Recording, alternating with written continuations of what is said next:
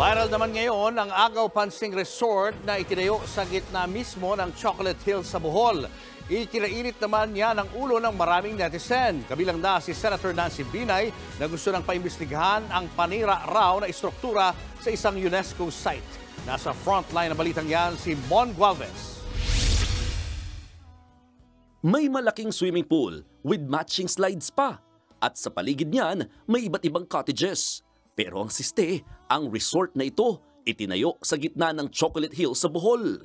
Ito ang The Captain's Peak Garden and Resort na matatagpuan ngayon sa Barangay Libertad Norte sa bayan ng Sagbayan. Nitong mga nakaraang araw, na-feature pa sa ilang vlog ang nasabing resort. Ang kaso, karamihan sa mga netizen ay hindi natuwa o nagandahan man lamang sa nasabing resort. Komento ng mga netizen, parang nasira ang natural na ganda ng sikat na Chocolate Hills. Tanong din nila, bakit ito pinayagan ng mga otoridad? Ayon sa Bohol Provincial Government, aprobado ng DENR ang pagtatayo ng resort.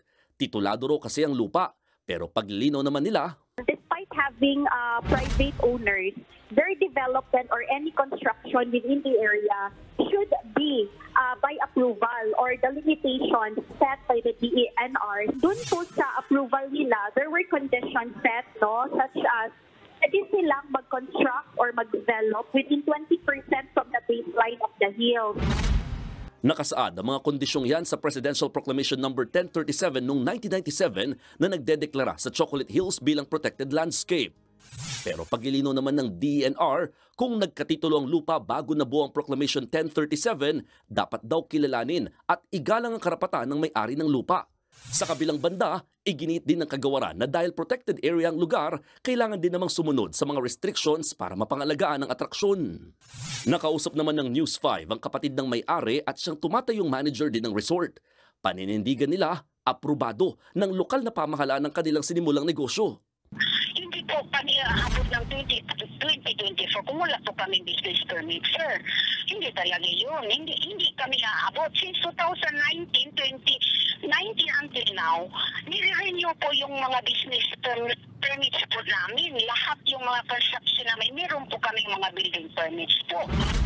Sa tansya ng pamunuan ng resort, aabot na raw sa 10 milyong piso ang kabuuang halaga ng mga nagastos nila sa pagpapagawa nito, kung saan ngayon may ongoing paanilang construction para sa magiging function hall sa lugar. Yun nga lang, aminado silang wala pang Environmental Compliance Certificate o ECC ang resort. Bagay na kinumpirma ng DENR. January 2024 pa raw na issuean ng Notice of Violation ng Captain's Peak Resort dahil dyan.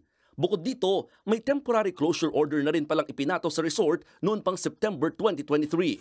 Sa ngayon, iniutos na ng Provincial Environment and Natural Resources Office ng Bohol na inspeksyonin ang mga requirement ng resort. Kasunod ng issue, sinabi ni Senate Committee on Tourism Chairman Senator Nancy Binay na nakakagalit at nakakadurog ng puso ang nangyari sa atraksyon. Dahil dito, naghain na siya ng resolusyon sa Senado para magkaroon ng investigasyon dito. Sa lahat ng ito, nakikiusap naman ng pamunuan ng nasabing resort na bigyan pa sila ng konsiderasyon. Bakit i-close po nila na willing po kami mag-comply, willing po kami magbigay ng penalty. Nandito pa po kami. Kasi wala po kami yung mga tauhan po namin na nagtrabaho, wala po kami pang sahod.